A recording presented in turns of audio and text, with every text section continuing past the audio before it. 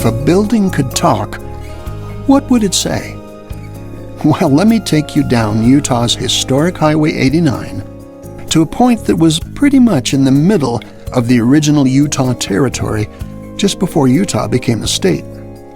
Shortly after the pioneer settlers came into the Salt Lake Valley in 1847, President Brigham Young began calling families and sending them out to establish towns all over the area. They wanted to create a Zion with far-reaching potential. He petitioned to the United States government, and it was declared an official territory in 1850, just as California became the 31st state. The face of the country was changing quickly, and the Utah Territory had already been reduced to include what is today Nevada and parts of Wyoming and Colorado. They needed a capital.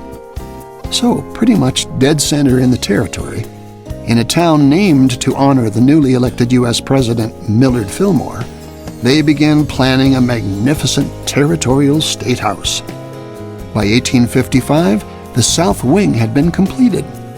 It was sufficient for the 5th Utah Territorial Legislature to meet in its upper floor.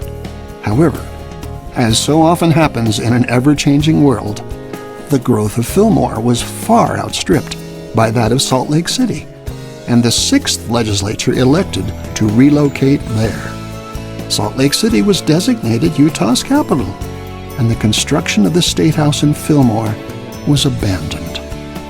And that building, that one lonely wing of what could have been a glorious structure, was discarded, then left to many other purposes, and through the years collected the stories of all its many lives. Now it stands as a state park and museum. Oh, if a building could talk, what would it say?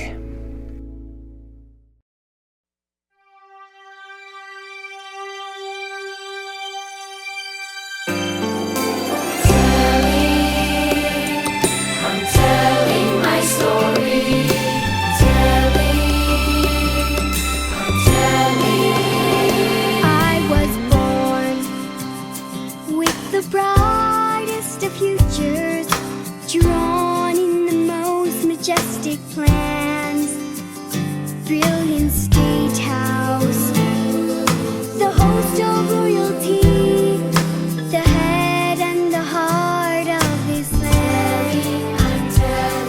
But the capital was moved, my glory days were through, my sweetest dreams were not to be,